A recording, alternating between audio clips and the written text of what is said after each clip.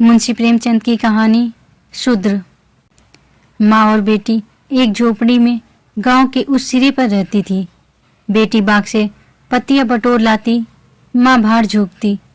यही उनकी जीविका थी। शेर दो शेर अनाज मिल जाता था, खाकर पड़ रहती थी। माता विधवा थी, बेटी कुंवारी। घर में और कोई आदमी न था। माँ का नाम गंगा था, बेटी का गौरा। गंगा को कई साल से यह चिंता लगी हुई थी कि कहीं गौरा की सगाई हो जाए, लेकिन कहीं बात पक्की न होती थी। अपने पति के मर जाने के बाद गंगा ने कोई दूसरा घर न किया था, न कोई दूसरा धंधा ही करती थी। इससे लोगों को संदेह हो गया था कि आखिर इसका गुजारा कैसे होता है। और लोग तो छाती फाड़ फाड़ कर काम करते हैं, फिर भी पेट भर अन्न मयसर नहीं होता। यह स्त्री कोई धंधा नहीं करती, फिर भी माँ बेटी आराम से रहती हैं, किसी के सामने हाथ नहीं फैलाती। इसमें कुछ न कुछ रहस्य अवश्य है। धीरे धीरे यह संदेह और भी दृढ़ हो गया और अब तक जीवित था। बिरादरी में कोई गौरा से सगाई करने पर राजी न होता था। शूद्रों की बिरादरी बहुत छोटी होती है। 10-5 कोस से अधिक उनका क्षेत्र नहीं होता, इसलिए एक दूसरे के गुण दोष किसी से छिपे नहीं रहते। उन पर पर्दा ही डाला जा सकता है। इस भ्रांति को शांत करने के लिए माँ ने बेटी के साथ कई तीर्थ यात्राएं की। उड़ीसा तक हो आई, लेकिन संदेह न मिटा। गौरा युवती थी, सुंदरी थी, पर उसे किसी ने कुएं पर या खेतों में हंसते बोलते नहीं देखा। उसकी निगाह कभी ऊपर उठती ही नहीं थी। लेकिन ये बातें भी संदेह को और पुष्ट करती थी। अवश्य कोई न कोई रहस्य है। कोई युवती इतनी सती नहीं हो सकती। कुछ गुपचुप की बात अवश्य है। यूं ही दिन गुजरते जाते थे। बुढ़िया दिनों दिन चिंता से घुल रही थी। उधर सुंदरी की मुख छवि दिनों दिन निखरती जाती थी। कली खिलकर फूल हो रही थी। एक दिन एक परदेसी गांव से होकर निकला। 10-12 कोस से आ रहा था। नौकरी की खोज में कलकत्ता जा रहा था। रात हो गई। किसी कहार का घर पूछता हुआ गंगा के घर आया। गंगा ने उसका खूब आदर सत्कार किया। उसके लिए गेहूं का आटा लाई, घर से बर्तन निकाल कर दिए। कहार ने पकाया, खाया, लेटा, बातें होने लगी। सगाई की चर्चा छिड़ गई। कहार जवान था। गौरा पर निगाह पड़ी। उसका रंग ढंग देखा। उसकी सजल छवि आंखों में खूब गई। सगाई करने पर राजी हो गया। लौटकर घर चला गया। 2-4 गहने अपनी बहन के यहाँ से लाया। गांव के बजाज ने कपड़े उधार दे दिए। 2-4 भाई बंधुओं के साथ सगाई करने आ पहुंचा। सगाई हो गई। यहीं रहने लगा। गंगा बेटी और दामाद को आंखों से दूर न कर सकती थी। परंतु 10-5 दिनों में मंगरू के कानों में इधर उधर की बातें पड़ने लगी। सिर्फ बिरादरी ही के नहीं, अन्य जाति वाले भी उसके कान भरने लगे। ये बातें सुन सुनकर मंगरू पछताता था कि नाहक यहाँ फंसा। पर गौरा को छोड़ने का ख्याल कर उसका दिल कांप उठता था। 1 महीने के बाद मंगरू अपनी बहन के गहने लौटाने गया। खाने के समय उसका बहनोई उसके साथ भोजन करने न बैठा। मंगरू को कुछ संदेह हुआ। बहनोई से बोला, तुम क्यों नहीं आते? बहनोई ने कहा, तुम खा लो, मैं फिर खा लूँगा। मंगरू, बात क्या है? तुम खाने क्यों नहीं उठते? बहनोई, जब तक पंचायत न होगी मैं तुम्हारे साथ कैसे खा सकता हूँ? तुम्हारे लिए बिरादरी भी नहीं छोड़ दूंगा। किसी से पूछा न गाछा, जाकर एक हरजाई से सगाई कर ली। मंगरू चौके पर उठ आया, मिर्जई पहनी और ससुराल चला आया। बहन खड़ी रोती रह गई। उसी रात को वह किसी से कुछ कहे सुने बगैर गौरा को छोड़कर कहीं चला गया। गौरा नींद में मग्न थी। उसे क्या खबर थी कि वह रत्न जो मैंने इतनी तपस्या के बाद पाया है, मुझे सदा के लिए छोड़े चला जा रहा है। कई साल बीत गए। मंगरू का कुछ पता न चला। कोई पत्र तक न आया। पर गौरा बहुत प्रसन्न थी। वह मांग में सिंदूर डालती, रंग बिरंगे कपड़े पहनती और अधरों पर मिशी के धड़े जमाती। मंगरू भजनों की एक पुरानी किताब छोड़ गया था। उसे कभी कभी पढ़ती और गाती। मंगरू ने उसे हिंदी सिखा दी थी। टटोल टटोल कर भजन पढ़ लेती थी। पहले वह अकेली बैठी रहती, गांव की और स्त्रियों के साथ बोलते चालते उसे शर्म आती थी। उसके पास वह वस्तु न थी जिस पर दूसरी स्त्रियां गर्व करती थी। सभी अपने अपने पति की चर्चा करती। गौरा के पति कहाँ था? वह किसकी बातें करती? अब उसके भी पति था। अब वह अन्य स्त्रियों के साथ इस विषय पर बातचीत करने की अधिकारिणी थी। वह भी मंगरू की चर्चा करती। मंगरू कितना स्नेहशील है, कितना सज्जन, कितना वीर। पति चर्चा से उसे कभी तृप्ति ही न होती थी। स्त्रियां, मंगरू तुम्हें छोड़कर क्यों चले गए? गौरा कहती, क्या करते, मर्द कभी ससुराल में पड़ा रहता है।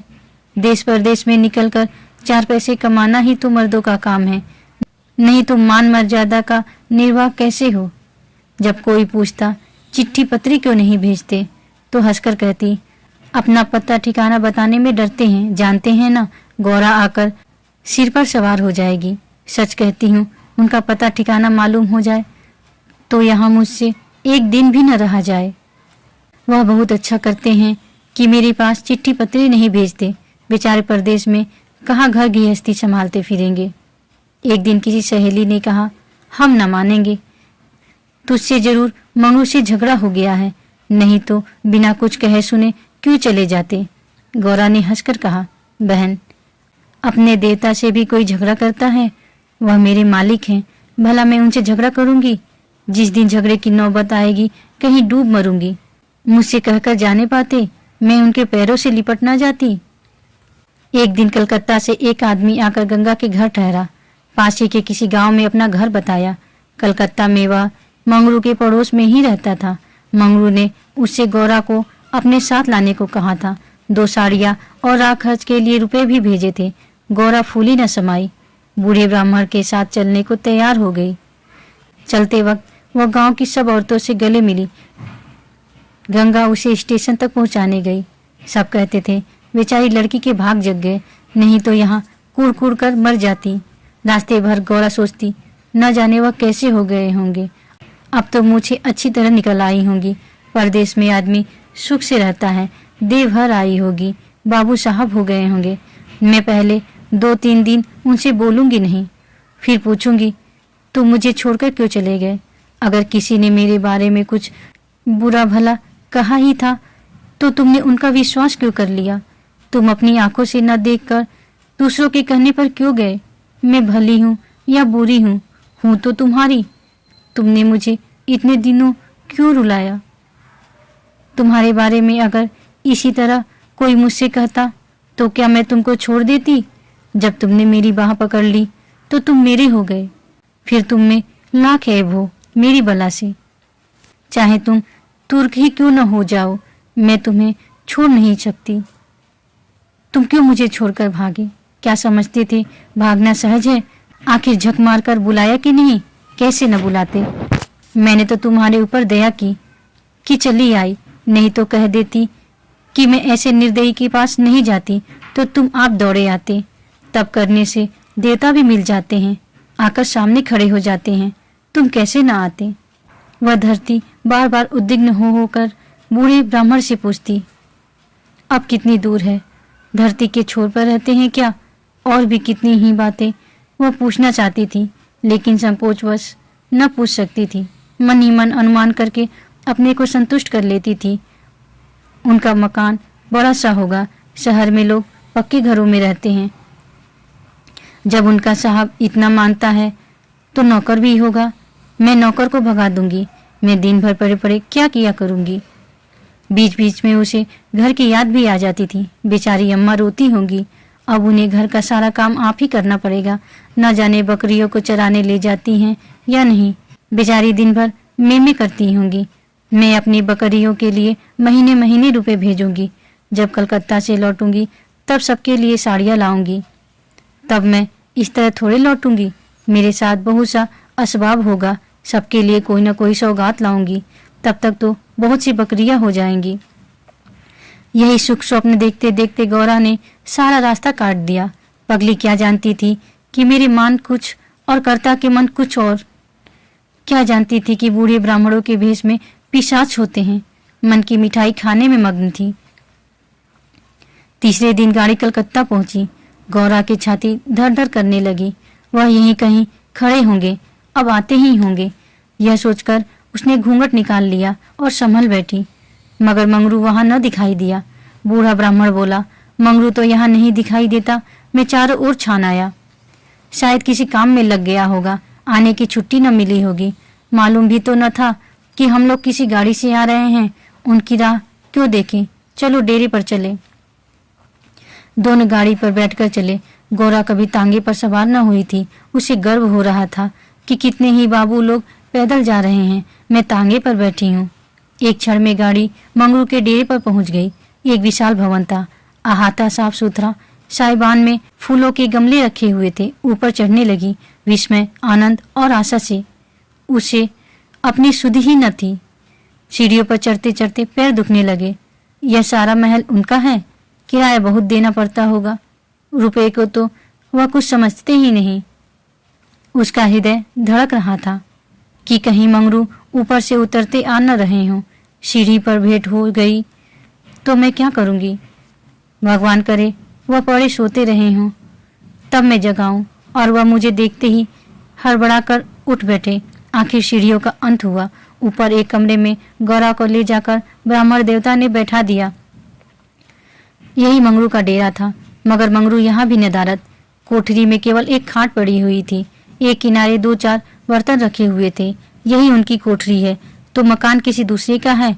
उन्होंने यह कोठरी किराए पर ली होगी। मालूम होता है रात को बाजार में पूरियां खाकर सो रहे होंगे। यही उनके सोने की खाट है। एक किनारे घड़ा रखा हुआ था। गौरा को मारे प्यास के तालू सूख रहा था। घड़े से पानी उड़ेल कर पिया। एक किनारे पर एक झाड़ू रखा था। गौरा रास्ते की थकी थी, पर प्रेमोल्लास में थकान कहाँ। उसने कोठरी में झाड़ू लगाया, बर्तनों को धो धोकर एक जगह रखा। कोठरी की एक एक वस्तु, यहाँ तक कि उसकी फर्श और दीवारों में उसे आत्मीयता की झलक दिखाई देती थी। उस घर में भी, जहाँ उसने अपने जीवन के 25 वर्ष काटे थे, उसे अधिकार का ऐसा गौरव युक्त आनंद न प्राप्त हुआ था। मगर उस कोठरी में बैठे बैठे उसे संध्या हो गई और मंगरू का कहीं पता नहीं। अब छुट्टी मिली होगी। सांझ को सब जगह छुट्टी होती है। अब वह आ रहे होंगे, मगर बूढ़े बाबा ने उनसे कह तो दिया ही होगा। वह क्या अपने साहब से थोड़ी देर की छुट्टी न ले सकते थे? कोई बात होगी, तभी तो नहीं आए। अंधेरा हो गया। कोठरी में दीपक न था। गौरा द्वार पर खड़ी पति की बाट देख रही थी। जाने पर बहुत से आदमियों के चढ़ने उतरने की आहट मिलती थी। बार बार गौरा को मालूम होता था कि वह आ रहे हैं, पर इधर कोई नहीं आता था। 9 बजे बूढ़े बाबा आए और इन्हें समझा मंगरू है। झटपट कोठरी के बाहर निकल आई। देखा तो ब्राह्मण। बोली, वह कहाँ रह गए? बूढ़ा, उनकी तो यहाँ से बदली हो गई। दफ्तर में गया था तो मालूम हुआ कि वह अपने साहब के साथ यहाँ से कोई 8 दिन की राह पर चले गए। उन्होंने साहब से बहुत हाथ पैर जोड़े कि मुझे 10 दिन की मोहलत दे दीजिए, लेकिन साहब ने एक न मानी। मंगरू यहाँ लोगों से कह गए हैं कि घर के लोग आए तो मेरे पास भेज देना। अपना पता दे गए हैं। कल मैं तुम्हें यहाँ से जहाज पर बैठा दूंगा। उस जहाज पर हमारे देश के और भी बहुत से होंगे, इसलिए मार्ग में कोई कष्ट न होगा। गौरा ने पूछा, कै दिन में जहाज पहुंचेगा? बूढ़ा, 8-10 दिन से कम न लगेंगे, मगर घबराने की कोई बात नहीं। तुम्हें किसी बात की तकलीफ न होगी। अब तक गौरा को अपने गांव लौटने की आशा थी। कभी न कभी वह अपने पति को वहां अवश्य खींच ले जाएगी, लेकिन जहाज पर बैठकर उसे ऐसा मालूम हुआ कि अब फिर माता को न देखूंगी, फिर गांव के दर्शन न होंगे। देश से सदा के लिए नाता टूट रहा है। देर तक घाट पर खड़ी रोती रही। जहाज और समुद्र देखकर उसे भय हो रहा था। हृदय दहल जाता था। शाम को जहाज खुला। उस समय गौरा का हृदय एक अक्षय भय से चंचल हो उठा। थोड़ी देर के लिए नैराश्य ने उस पर अपना आतंक जमा लिया। न जाने किस देश जा रही हूँ, उनसे भेंट भी होगी या नहीं, उन्हें कहाँ खोजती फिरूंगी, कोई पता ठिकाना भी तो नहीं मालूम। बार बार पछताती थी कि एक दिन पहले क्यों न चली आई। कलकत्ता में भेंट हो जाती तो मैं उन्हें वहां कभी न जाने देती। जहाज पर और कितने ही मुसाफिर थे। कुछ स्त्रियां भी थीं। उनमें बराबर गाली गलौज होती रहती थी। इसलिए गौरा को उनसे बातें करने की इच्छा न होती थी। केवल एक स्त्री उदास दिखाई देती थी। गौरा ने उससे पूछा, तुम कहाँ जाती हो बहन? उस स्त्री की बड़ी बड़ी आंखें सजल हो गई। बोली, कहाँ बताऊं बहन, कहाँ जा रही हूँ? जहाँ भाग्य लिए जाता है वहीं जा रही हूँ। तुम कहाँ जाती हो? गौरा, मैं तो अपने मालिक के पास जा रही हूँ। जहाँ यह जहाज रुकेगा वह वही नौकर है। मैं कल आ जाती तो उनसे कलकत्ता में ही भेंट हो जाती। आने में देर हो गई। क्या जानती थी कि वह इतनी दूर चले जाएंगे, नहीं तो क्यों देर करती। स्त्री, अरे बहन, कहीं तुम्हें भी तो कोई बहकाकर नहीं लाया है? तुम घर से किसके साथ आई हो? गौरा, मेरे आदमी ने कलकत्ता से आदमी भेजकर मुझे बुलाया था। स्त्री, वह आदमी तुम्हारा जान पहचान का था? गौरा, नहीं, उस तरफ का एक बूढ़ा ब्राह्मण था। स्त्री, वही लंबा सा दुबला पतला लकलक बूढ़ा जिसकी एक आंख में फूली पड़ी हुई है? गौरा, हाँ हाँ वही। क्या तुम इसे जानती हो? स्त्री, उसी दुष्ट ने तो मेरा भी सर्वनाश किया। ईश्वर करे उसकी सातों पुश्तें नरक भोगे, उसका निर्वंश हो जाए, कोई पानी देने वाला भी न रहे, कूड़ी होकर मरे। मैं अपना वृत्तांत सुनाऊं तो तुम समझोगी कि झूठ है, किसी को विश्वास न आएगा। क्या कहूँ, बस यही समझ लो कि इसके कारण मैं न घर की रह गई न घाट की, किसी को मुंह नहीं दिखा सकती। मगर जान तो बड़ी प्यारी होती है। मिर्च के देश जा रही हूँ कि वहीं मेहनत मजदूरी करके जीवन के दिन काटूं। गौरा के प्राण नहु में समा गए। मालूम हुआ जहाज अथाह जल में डूबा जा रहा है। समझ गई बूढ़े ब्राह्मण ने दगा की। अपने गांव में सुना करती थी कि गरीब लोग मिर्च में भर्ती होने के लिए जाया करते हैं, मगर जो वहां जाता है वह फिर नहीं लौटता। हे भगवान, तुमने मुझे किस पाप का दंड दिया? बोली, यह सब क्यों लोगों को इस तरह छलकर मिर्च भेजते हैं? स्त्री, रुपए के लोभ से, और किस लिए? सुनती हूँ आदमी पीछे इन सभी को कुछ रुपए मिलते हैं। गौरा सोचने लगी, अब क्या करूं? यह आशा नौका जिस पर बैठी हुई वह चली जा रही थी, टूट गई थी, और अब समुद्र की लहरों के सिवा उसकी रक्षा करने वाला कोई न था। जिस आधार पर उसने अपना जीवन भवन बनाया था वह जलमग्न हो गया। अब उसके लिए जल के सिवा और कहाँ आश्रय है? उसकी अपनी माता की, अपने घर की, अपने गांव की, सहेलियों की याद आती और ऐसी घोर मर्म वेदना होने लगी मानो कोई सर्प अंतस्थल में बैठा हुआ बार बार डस रहा हो। भगवान, अगर मुझे यही यातना देनी थी तो तुमने जन्म ही क्यों दिया? तुम्हें दुखिया पर दया नहीं आती? जो पिसे हुए हैं उन्हीं को पीसते हो। करुण स्वर में बोली, तो अब क्या करना होगा बहन? स्त्री, यह तो वहां पहुंचकर मालूम होगा। अगर मजूरी ही करनी पड़ी तो कोई बात नहीं, लेकिन अगर किसी ने कुदृष्टि से देखा तो मैंने निश्चय कर लिया है कि या तो उसी के प्राण ले लूंगी या अपने प्राण दे दूंगी। यह कहते कहते उसे अपना वृत्तांत सुनाने की वह उत्कट इच्छा हुई जो दुखियों को हुआ करती है। बोली, मैं बड़े घर की बेटी और उससे भी बड़े घर की बहू हूँ, पर अभागिनी। विवाह के तीसरे ही साल पतिदेव का देहांत हो गया। चित्त की कुछ ऐसी दशा हो गई कि नित्य मालूम होता कि वह मुझे बुला रहे हैं। पहले तो आग झपकते ही उनकी मूर्ति सामने आ जाती थी, लेकिन फिर तो यह दशा हो गई कि जागृत दशा में भी रह रहकर उनके दर्शन होने लगे। बस यही जान पड़ता था कि वह साक्षात खड़े बुला रहे हैं। किसी से शर्म के मारे कहती न थी, पर मन में यह शंका होती थी कि जब उनका देहावसान हो गया है तो वह मुझे दिखाई कैसे देते हैं। मैं इसे भ्रांति समझकर चित्त को शांत न कर सकती। मन कहता था, जो वस्तु प्रत्यक्ष दिखाई देती है वह मिल क्यों नहीं सकती? केवल वह ज्ञान चाहिए। साधु महात्माओं के सिवा ज्ञान और कौन दे सकता है? मेरा तो अभी विश्वास है कि अभी ऐसी क्रियाएं हैं जिनसे हम मरे हुए प्राणियों से बातचीत कर सकते हैं, उनको स्थूल रूप में देख सकते हैं। महात्माओं की खोज में रहने लगी। मेरे यहाँ अक्सर साधु संत आते थे, उनसे एकांत में इस विषय में बातें किया करती थी, पर वे लोग सदुपदेश देकर मुझे टाल देते थे। मुझे सदुपदेशों की जरूरत न थी। मैं वेदव्य धर्म खूब जानती थी। मैं तो वह ज्ञान चाहती थी जो जीवन और मरण के बीच का पर्दा उठा दे। 3 साल तक मैं इसी खेल में लगी रही। 2 महीने होते हैं वही बूढ़ा ब्राह्मण सन्यासी बना हुआ मेरे यहाँ आ पहुंचा। मैंने इससे वही इच्छा मांगी।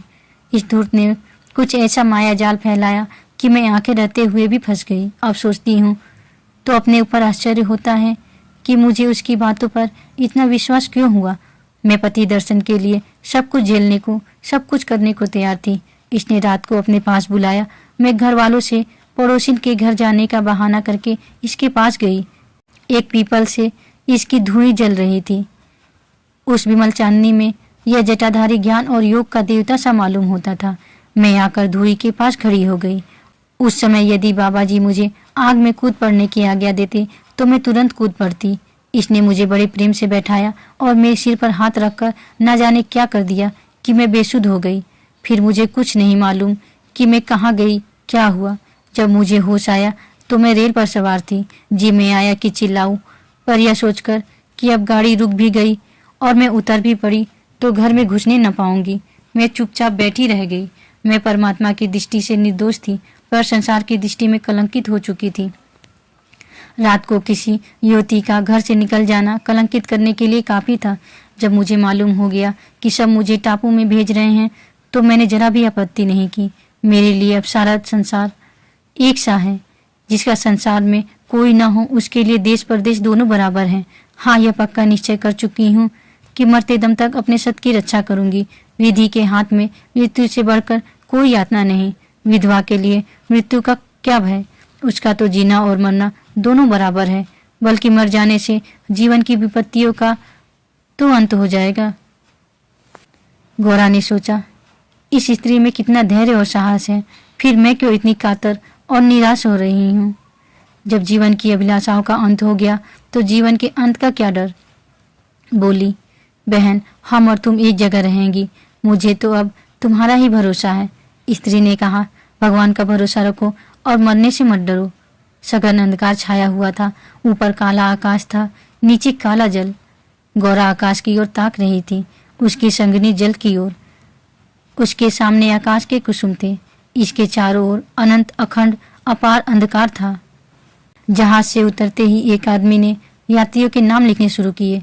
इसका पहनावा तो अंग्रेजी था, पर बातचीत से हिंदुस्तानी मालूम होता था। गौरा सिर झुकाए अपनी संगनी के पीछे खड़ी थी। उस आदमी की आवाज सुनकर वह चौंक पड़ी। उसने दबी आंखों से उसकी ओर देखा। उसके समस्त शरीर में सनसनी दौड़ पड़ी। क्या स्वप्न तो नहीं देख रही हूँ? आंखों पर विश्वास न आया। फिर उस पर निगाह डाली। उसकी छाती वेग से धड़कने लगी, पैर थरथर कांपने लगे। ऐसा मालूम होने लगा मानो चारों ओर जल ही जल है और उसमें बही जा रही हूँ। उसने अपने संगनी का हाथ पकड़ लिया, नहीं तो जमीन में गिर पड़ती। उसके सम्मुख वही पुरुष खड़ा था जो उसका प्राणाधार था और जिससे इस जीवन में भेंट होने की उसे लेश मात्र भी आशा न थी। यह मंगरू था, इसमें जरा भी संदेह न था। हाँ, उसकी सूरत बदल गई थी। यौवन काल का वह कांतिमय साहस सदैव छवि नाम को भी न थी। बाल खिचड़ी हो गए थे, गाल पिचके हुए, लाल आंखों से कुवासना और कठोरता झलक रही थी। पर था वह मंगरू। गौरा के जी में प्रबल इच्छा हुई कि स्वामी के पैरों से लिपट जाऊं। चिल्लाने का जी चाहा, पर संकोच ने मन को रोका। बूढ़े आदमी ने बहुत ठीक कहा था। स्वामी ने अवश्य मुझे बुलाया था और आने से पहले यहाँ चले आए। उसने अपनी संगनी के कान में कहा, बहन, तुम उस ब्राह्मण को व्यर्थ ही बुरा कह रही हो। यही तो वह हैं जो यात्रियों के नाम लिख रहे हैं। स्त्री, सच खूब पहचानती हो। गौरा, बहन, क्या इसमें भी शक हो सकता है? स्त्री, तब तो तुम्हारे भाग जग गए, मेरी भी सुधि लेना। गौरा, भला बहन, ऐसा भी हो सकता है कि यहाँ तुम्हें छोड़ दूं। मंगरू यात्रियों से बात बात पर बिगड़ता था, बात बात पर गालियां देता था। कई आदमियों को ठोकर मारे और कई को केवल गांव का जिला न बता सकने के कारण धक्का देकर गिरा दिया। गौरा मन ही मन गड़ी जाती थी, साथ ही अपने स्वामी के अधिकार पर उसे गर्व भी हो रहा था। आखिर मंगरू उसके सामने आकर खड़ा हो गया और कुछ चेष्टापूर्ण नेत्रों से देखकर बोला, तुम्हारा क्या नाम है? गौरा ने कहा, गौरा। मंगरू चौंक पड़ा, फिर बोला, घर कहाँ है? मदनपुर, जिला बनारस। यह कहते कहते हंसी आ गई। मंगरू ने अब की उसकी ओर ध्यान से देखा, तब लपक कर उसका हाथ पकड़ लिया और बोला, गौरा, तुम यहाँ कहाँ? मुझे पहचानती हो? गौरा रो रही थी, मुंह से बात न निकलती। मंगरू फिर बोला, तुम यहाँ कैसे आई? गौरा खड़ी हो गई, आंसू पोंछ डाले और मंगरू की ओर देखकर बोली, तुम्ही ने तो बुला भेजा था। मंगरू, मैं तो 7 साल से यहाँ हूँ। गौरा, तुमने उस बूढ़े ब्राह्मण से मुझे लाने को नहीं कहा था। मंगरू, कह तो रहा हूँ, मैं 7 साल से यहाँ हूँ, मरने पर ही यहाँ से जाऊंगा, भला तुम्हें क्यों बुलाता। गौरा को मंगरू से इस निष्ठुरता की आशा न थी। उसने सोचा, अगर यह सत्य भी हो कि इन्होंने मुझे नहीं बुलाया, तो भी इन्हें मेरा यूं अपमान न करना चाहिए था। क्या वह समझते हैं कि मैं इनकी रोटी पर आई हूँ? यह तो इतने ओछे स्वभाव के न थे, शायद दर्जा पाकर इन्हें मद हो गया है। नारी सुलभ अभिमान से गर्दन उठाकर उसने कहा, तुम्हारी इच्छा हो तो अब यहाँ से लौट जाऊं, तुम्हारे ऊपर भार बनना नहीं चाहती। मंगरू कुछ लज्जित होकर बोला, अब तुम यहाँ से लौट नहीं सकती गौरा, यहाँ आकर बिरला ही कोई लौटता है। यह कहकर वह कुछ देर चिंता में मग्न खड़ा रहा, मानो संकट में पड़ा हुआ हो कि क्या करना चाहिए। उसकी कठोर मुखाकृति पर दीनता का रंग झलक पड़ा। तब कातर स्वर से बोला, जब आ ही गई हो तो रहो, जैसे कुछ पड़ेगी देखी जाएगी। गौरा, जहाज फिर कब लौटेगा? मंगरू, तुम यहाँ से 5 बरस के पहले नहीं जा सकती। गौरा, क्यों, क्या कुछ जबरदस्ती है? मंगरू, हाँ, यहाँ का यही हुक्म है। गौरा, तो फिर मैं अलग मजूरी करके अपना पेट पालूंगी। मंगरू ने सजल नेत्र होकर कहा, जब तक मैं जीता हूँ तुम मुझसे अलग नहीं रह सकती। गौरा, तुम्हारे ऊपर भार बनकर न रहूंगी। मंगरू, मैं तुम्हें भार नहीं समझता गौरा, लेकिन यह जगह तुम जैसे देवियों के रहने लायक नहीं है। नहीं तो अब तक मैंने तुम्हें कब का बुला लिया होता। वही बूढ़ा आदमी जिसने तुम्हें बहकाया मुझे घर से आते समय पटने में मिल गया और जहाज से देखकर मुझे यहाँ भर्ती कर दिया। तब से यहीं पड़ा हुआ हूँ। चलो मेरे घर में रहो, वहाँ बातें होंगी। यह दूसरी औरत कौन है? गौरा, यह मेरी सखी है, इन्हें भी बूढ़ा बका लाया।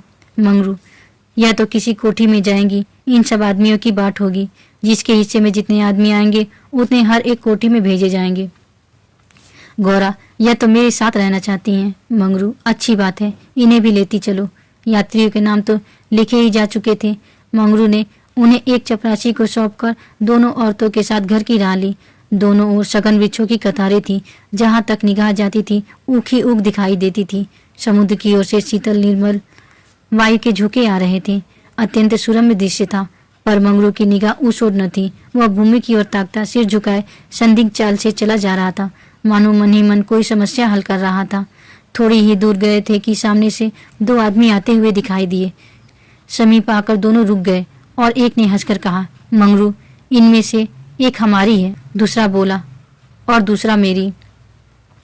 मंगरू का चेहरा तमतमा उठा, भीषण क्रोध से कांपता हुआ बोला, यह दोनों मेरे घर की औरतें हैं, समझ गए?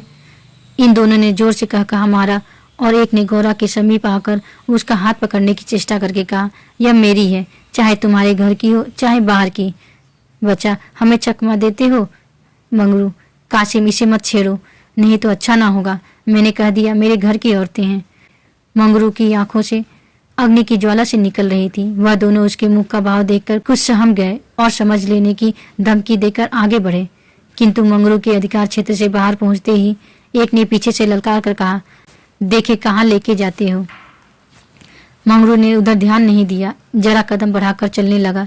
जैसे संध्या के एकांत में हम कब्रिस्तान के पास से गुजरते हैं, हमें पग पग पर यही शंका होती है कि कोई शब्द कान में न पड़ जाए, कोई सामने आकर खड़ा न हो जाए, कोई जमीन के नीचे से कफन उड़े उठ न खड़ा हो। गौरा ने कहा, ये दोनों बड़े सौदे थे मंगरू, और मैं किस लिए कह रहा था कि यह जगह तुम जैसी स्त्रियों के रहने लायक नहीं है। सहसा दाहिनी तरफ से एक अंग्रेज घोड़ा दौड़ाता आ पहुंचा और मंगरू से बोला, वेल जमादार, ये दोनों औरतें हमारी कोठी में रहेगा, हमारे कोठी में कोई औरत नहीं है। मंगरू ने दोनों औरतों को अपने पीछे कर लिया और सामने खड़ा होकर बोला, साहब, ये दोनों हमारे घर की औरतें हैं। साहब, ओहो, तुम झूठा आदमी, हमारे कोठी में कोई औरत नहीं और तुम 2 ले जाएगा, ऐसा नहीं हो सकता। गौरा की ओर इशारा करके, इसको हमारी कोठी पर पहुंचा दो। मंगरू ने सिर से पैर तक कांपते हुए कहा, ऐसा नहीं हो सकता। मगर साहब आगे बढ़ गया, उसके कान में बात न पहुंची। उसने हुक्म दे दिया था और उसकी तालीम करना जमींदार का काम था। शेष मार्ग निर्विघ्न समाप्त हुआ। आगे मजदूरों के रहने के मिट्टी के घर थे। द्वारों पर स्त्री पुरुष जहां तहां बैठे हुए थे। सभी इन दोनों स्त्रियों की ओर घूरते थे और आपस में इशारे करते हंसते थे। गौरा ने देखा उनमें छोटे बड़े का लिहाज नहीं है, न किसी की आंखों में शर्म है। एक भदेसल औरत ने हाथ पर चिलम पीते हुए अपनी पड़ोसिन से कहा, 4 दिन की चांदनी फिर अंधेरी पाक। दूसरी अपनी चोटी गूंथती हुई बोली, कल और है ना।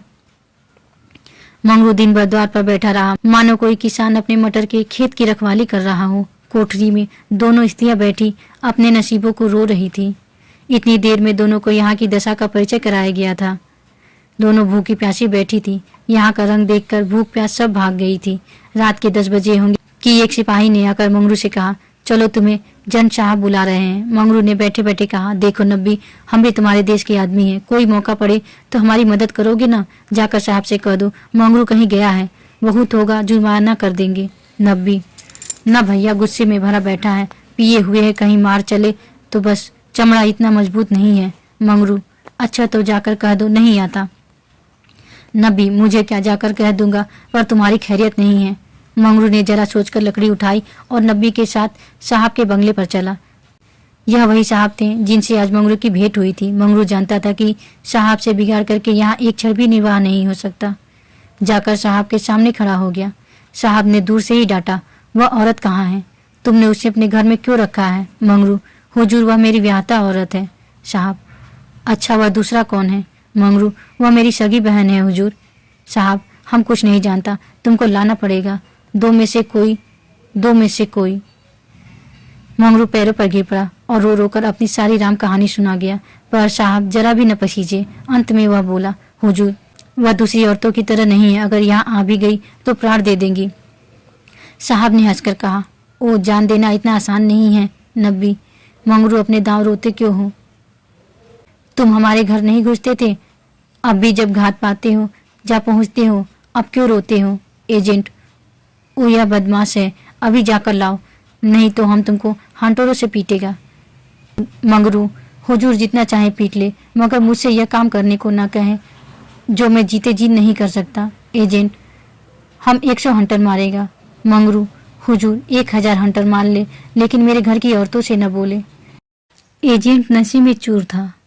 हंटर लेकर मंगरू पर पील पड़ा और लगा सड़ासड़ जमाने। 10-12 कोड़े मंगरू ने धैर्य के साथ सहे, फिर हाय हाय करने लगा। देह की खाल फट गई थी और मांस पर चाबुक पड़ता था तो बहुत जब्त करने पर भी कंठ से आर्त ध्वनि निकल आती थी। और अभी 100 में कुछ 15 चाबुक पड़े थे।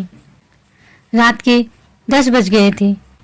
चारों ओर सन्नाटा छाया था और उस नीरव अंधकार में मंगरू का करुण विलाप किसी पक्षी की भांति आकाश में मंडरा रहा था। वृक्षों के समूह भी हतबुद्धि से खड़े मौन रोदन की मूर्ति बने हुए थे। यह पाषाण हृदय लंपट विवेक शून्य जमादार इस समय एक अपरिचित स्त्री के सतीत्व की रक्षा करने के लिए अपने प्राण तक देने को तैयार था, केवल इस नाते कि यह उसकी पत्नी की संगिनी थी। वह समस्त संसार की नजरों में गिरना गवारा कर सकता था, पर अपनी पत्नी की भक्ति पर अखंड राज्य करना चाहता था। इसमें अणुमात्र की कमी भी उसके लिए असह्य थी। उस अलौकिक भक्ति के सामने उसके जीवन का क्या मूल्य था? ब्राह्मणी तो जमीन पर ही सो गई थी, पर गौरा बैठी पति की बाट जो रही थी। अभी तक वह उससे कोई बात नहीं कर सकी थी। 7 वर्षों की विपत्ति कथा कहने और सुनने के लिए बहुत समय की जरूरत थी, और रात के सिवा वह समय फिर कब मिल सकता था? उसे ब्राह्मणी पर कुछ क्रोध सा आ रहा था कि यह क्यों मेरे गले का हार हुई, इसी के कारण तो वह घर में नहीं आ रहे हैं। यकायक वह किसी का रोना सुनकर चौंक पड़ी। भगवान, इतनी रात गए, कौन दुख का मारा रो रहा है? अवश्य कोई कहीं मर गया है। वह उठकर द्वार पर आई और यह अनुमान करके कि मंगरू यहाँ बैठा हुआ है, बोली, वह कौन रो रहा है, जरा देखो तो। लेकिन जब कोई जवाब न मिला तो वह स्वयं कान लगाकर सुनने लगी। सहसा उसका कलेजा धक से हो गया। यह तो उन्हीं की आवाज है। अब आवाज साफ सुनाई दे रही थी। मंगरू की आवाज थी। वह द्वार के बाहर निकल आई। उसके सामने एक गोली के टप्पे पर एजेंट का बंगला था। उसी तरफ से आवाज आ रही थी, कोई उन्हें मार रहा है। आदमी मार पड़ने पर ही इस तरह रोता है। मालूम होता है वही साहब उन्हें मार रहा है। वह वहां खड़ी न रह सकी, पूरी शक्ति से उस बंगले की ओर दौड़ी। रास्ता साफ था। एक क्षण में वह फाटक पर पहुंच गई। फाटक बंद था। उसने जोर से फाटक पर धक्का दिया, लेकिन वह फाटक न खुला और कई बार जोर जोर से पुकारने पर भी कोई बाहर न निकला। तो वह फाटक के जंगलों पर पैर रखकर भीतर कूद पड़ी और उस पार जाते ही उसने एक रोमांचकारी दृश्य देखा। मंगरू नंगे बदन बरामदे में खड़ा था और एक अंग्रेज उसे हंटरों से मार रहा था। गौरा की आंखों के सामने अंधेरा छा गया। वह एक छलांग में साहब के सामने जाकर खड़ी हो गई और मंगरू को अपने अक्षय प्रेम सभा हाथों से ढाक कर बोली, सरकार दया करो, इनके बदले मुझे जितना मार लो, पर इनको छोड़ दो। एजेंट ने हाथ रोक लिया और उन्मत्त की भांति गौरा की ओर कई कदम आकर बोला, हम इसको छोड़ दें तो तुम मेरे पास रहेगा? मंगरू के नथने फड़कने लगे।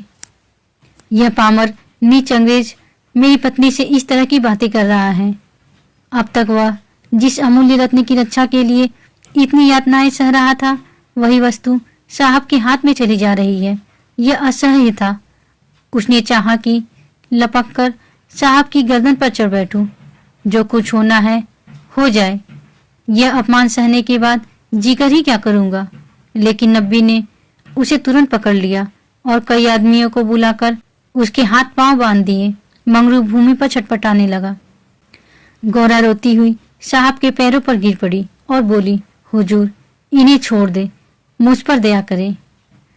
एजेंट तुम हमारे पास रहेगा? गौरा ने खून का घूंट पीकर कहा, हाँ रहूंगी। बाहर मंगरू बरामदे में पड़ा करा रहा था। उसकी देह में सूजन थी और घाव में जलन। सारे अंग जकड़ गए थे। हिलने की भी शक्ति न थी। हवा घाव में सर के समान चुभती थी, लेकिन यह सारी व्यथा वह सह सकता था। असह यह था कि साहब गौरा के साथ इसी घर में विहार कर रहा है और मैं कुछ नहीं कर सकता। उसे अपनी पीड़ा भूल सी गई थी। कान लगाए सुन रहा था। उसकी बातों की भनक कान में पड़ जाए, देखूं क्या बातें हो रही हैं। गौरा अवश्य चिल्लाकर भागेगी और साहब उसके पीछे दौड़ेगा। अगर मुझसे उठा जाता तो उस वक्त बच्चा को खोद कर गाड़ ही देता। लेकिन बड़ी देर हो गई। न तो गौरा चिल्लाई, न बंगले से निकलकर भागी। वह उस सजे सजाए कमरे में साहब के साथ बैठी सोच रही थी, क्या इसमें तनिक भी दया नहीं है? मंगरू का पीड़ा क्रंदन सुन सुनकर उसके हृदय के टुकड़े हुए जाते थे। क्या इसके अपने भाई बंद माँ बहन नहीं हैं? माता यहाँ होती तो उसे इतना अत्याचार न करने देती। मेरी अम्मा लड़कों पर कितना बिगड़ती थी जब वह किसी को पेड़ पर ढेले चलाते देखती थी। पेड़ में भी प्राण होते हैं। क्या इसकी माता इसे एक आदमी के प्राण लेते देखकर भी इसे मना न करती? साहब शराब पी रहा था और गौरा गोश्त काटने का छुरा हाथ में लिए खेल रही थी। सहसा गौरा की निगाह एक चित्र की ओर गई। उसमें एक माता बैठी हुई थी। गौरा ने पूछा, साहब यह किसकी तस्वीर है? साहब ने शराब का गिलास मेज पर रखकर कहा, और वह हमारे खुदा की माँ मरियम है। गौरा, बड़ी अच्छी तस्वीर है। क्यों साहब, तुम्हारी माँ जीती है ना? साहब, वह मर गया। हम जब यहाँ आया तो वह बीमार हो गया। हम उसको देख भी नहीं सका। साहब के मुखमंडल पर करुणा की झलक दिखाई दी। गौरा बोली, तब तो उन्हें बड़ा दुख हुआ होगा। तुम्हें अपनी माता का भी प्यार नहीं था। वह रो रो कर मर गई और तुम देखने भी न गए, तभी तुम्हारा दिल इतना कड़ा है। साहब, नहीं नहीं, हम अपनी मामा को बहुत चाहता था। वैसा दुनिया में न होगा। हमारा बाप हमको बहुत छोटा सा छोड़कर मर गया था। मामा ने कोयले की खान में मजूरी करके हमको पाला। गौरा, तब तो वह देवी थी। इतनी गरीबी का दुख सहकर भी तुम्हें दूसरे पर तरस नहीं आता? क्या वह दया की देवी तुम्हारी बेदर्दी देखकर दुखी ना होती होगी। उनकी कोई तस्वीर तुम्हारे पास है? साहब, वो हमारे पास उनके कई फोटो हैं। देखो, यह उन्हीं की तस्वीर है, वह दीवार पर। गौरा ने समीप जाकर तस्वीर देखी और आकर करुण स्वर में बोली, सचमुच देवी थी, जान पड़ता है दया की देवी है। वह तुम्हें कभी मारती थी कि नहीं? मैं तो जानती हूँ वह कभी किसी पर न बिगड़ती रही होगी, बिल्कुल दया की मूर्ति है। साहब, वो मामा हमको कभी नहीं मारता था। वह बहुत गरीब था, पर अपनी कमाई में कुछ न कुछ खैरात करता था। किसी के बेबाप के बालक को देखकर उसकी आंखों में आंसू भर आता था। वह बहुत ही दयावान था। गौरा ने तिरस्कार के स्वर में कहा, और उसी देवी के पुत्र होकर तुम इतनी निर्दयी हो। क्या वह होती तो तुम्हें किसी को इस तरह हत्यारों की भांति मारने देती? वह सरग में रो रही होंगी। सरग नरक तो तुम्हारे यहाँ भी होगा। ऐसी देवी के पुत्र तुम कैसे हो गए? गौरा को ये बातें कहते हुए जरा भय भी न होता था। उसने अपने मन में एक दृढ़ संकल्प कर लिया था और अब उसे किसी प्रकार का भय न था। जान से हाथ धो लेने का निश्चय कर लेने के बाद भय की छाया भी नहीं रह जाती। किंतु वह हृदय शून्य अंग्रेज इन तिरस्कारों पर आग हो जाने के बदले और भी नम्र होता था। गौरा मानवीय भाव से कितनी अनभिज्ञ हो, पर जानती थी कि अपनी जननी के लिए प्रत्येक हृदय में, चाहे वह साधु का हो या कसाई का, आदर और प्रेम का एक कोना सुरक्षित रहता है। ऐसा भी कोई अभागा प्राणी है जिसे मातृस्नेह की स्मृति थोड़ी देर के लिए रुला न देती हो, उसके हृदय के कोमल भाव को जगा न देती हो। अब की आंखें डबडबा गई, सिर झुकाए बैठा रहा। गौरा ने फिर उसी ध्वनि में कहा, तुमने उनकी सारी तपस्या धूल में मिला दी। जिस देवी ने मर मर कर तुम्हारा पालन किया, उसी के मरने के पीछे तुम इतना कष्ट दे रहे हो। क्या इसलिए माता अपने पुत्र को अपना रक्त पिला पिला कर पालती है? अगर वह बोल सकती तो क्या चुप बैठी रहती? तुम्हारे हाथ पकड़ सकती तो न पकड़ती? मैं तो समझती हूँ वह जीती होती तो इस वक्त विष खाकर मर जाती। साहब अब जब्त न कर सके। नशे में क्रोध की भांति ग्लानि का वेग भी सहज ही में उठ आता है। दोनों हाथों से मुंह छिपाकर साहब ने रोना शुरू किया और इतना रोया कि हिचकी बच गई। माता के चित्र के सम्मुख जाकर वह कुछ देर खड़ा रहा, मानो माता से क्षमा मांग रहा हो। तब आकर आधे कंठ से बोला, हमारे मम्मा को अब कैसे शांति मिलेगा? हाय हाय, हमारे सबब से उसको स्वर्ग में भी सुख नहीं मिला। हम कितना अभागा है। गौरा, अभी जरा देर में तुम्हारा मन बदल जाएगा और तुम फिर दूसरों पर अत्याचार करने लगोगे। साहब, नहीं नहीं, अब हम मम्मा को कभी दुख नहीं देगा। हम अभी मंगरू को अस्पताल भेजता है। रात ही को मंगरू अस्पताल पहुंचा दिया गया। एजेंट खुद उसको पहुंचाने आया। गौरा भी उसके साथ थी। मंगरू को ज्वर हो आया था, बेहोश पड़ा हुआ था। मंगरू ने 3 दिन तक आंखें न खोली और गौरा तीनों दिन उसके पास बैठी रही, एक क्षण के लिए भी वहां से न हटी। एजेंट भी कई बार हालचाल पूछने आ जाता और हर मर्तबा गौरा से क्षमा मांगता। चौथे दिन मंगरू ने आंखें खोली तो देखा गौरा सामने बैठी हुई है। गौरा आंखें खोलते देखकर पास आ खड़ी हुई और बोली, अब कैसा जी है? मंगरू ने कहा, तुम यहाँ कब आई? गौरा, मैं तो तुम्हारे साथ ही यहाँ आई थी, तब से यही हूँ। मंगरू, साहब के बंगले में क्या जगह नहीं है? गौरा, अगर बंगले की चाह होती तो 7 समुंदर पार तुम्हारे पास क्यों आती? मंगरू, आकर कौन सा सुख दे दिया है? तुम्हें यही करना था तो मुझे मर क्यों न जाने दिया? गौरा ने झुंझलाकर कहा, तुम इस तरह की बातें मुझसे न करो, इससे मेरी देह में आग लग जाती है। मंगरू ने मुंह फेर लिया, मानो उसे गौरा की बात पर विश्वास नहीं आया। दिन भर गौरा मंगरू के पास बेदाना पानी खड़ी रही। गौरा ने कई बार बुलाया, लेकिन वह चुप्पी साधे रह गया। संदेह युक्त निरादर कोमल हृदय गौरा के लिए असह्य था। जिस पुरुष को वह देवतुल्य समझती थी, उसके प्रेम से वंचित होकर वह कैसे जीवित रह सकती थी? यही प्रेम उसके जीवन का आधार था। उसे खोकर अब वह अपना सर्वस्व खो चुकी थी। आधी रात से अधिक बीत चुकी थी। मंगरू बेखबर सोया हुआ था। शायद वह कोई स्वप्न देख रहा था। गौरा ने उसके चरणों पर सिर रखा और अस्पताल से निकली। मंगरू ने उसका परित्याग कर दिया था, वह भी उसका परित्याग करने जा रही थी। अस्पताल के पूर्व दिशा में एक फलांग पर एक छोटी सी नदी बहती थी। गौरा उसके कगार पर खड़ी हो गई। अभी कई दिन पहले वह अपने गांव में आराम से पड़ी हुई थी। उसे क्या मालूम था कि जो वस्तु इतनी मुश्किल से मिल सकती है वह इतनी आसानी से खोई भी जा सकती है। उसे अपनी माँ की, अपने घर की, अपनी सहेलियों की, अपने बकरी के बच्चों की याद आई। वह सब कुछ छोड़कर इसीलिए यहाँ आई थी। पति के ये शब्द, क्या साहब के बंगले में जगह नहीं है? उसके मर्मस्थल में बाड़ों के समान चुभे हुए थे।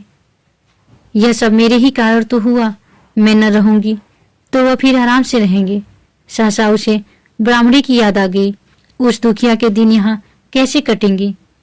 चलकर साहब से कह दूं कि उसे या तो उसके घर भेज दे या किसी पाठशाला में काम दिला दे। वह लौटना ही चाहती थी कि किसी ने पुकारा, गौरा, गौरा। वह मंगरू का करुण कंपित स्वर था। वह चुपचाप खड़ी हो गई। मंगरू ने फिर पुकारा, गौरा, गौरा, तुम कहाँ हो? मैं ईश्वर से कहता हूँ कि। गौरा ने और कुछ न सुना। वह धम से नदी में कूद पड़ी। बिना अपने जीवन का अंत किए वह स्वामी की विपत्ति का अंत न कर सकती थी। धमाके की आवाज सुनते ही मंगरू भी नदी में कूदा। वह अच्छा तैराक था, मगर कई बार गोते मारने पर भी गौरा का कहीं पता न चला। प्रातःकाल दोनों लाशें साथ साथ नदी में तैर रही थी। जीवन यात्रा में उन्हें यह चिरसंग कभी न मिला था। स्वर्ग यात्रा में दोनों साथ साथ जा रहे थे। धन्यवाद। फिर मिलेंगे दोस्तों अगली कहानी के साथ। तब तक के लिए राधे राधे।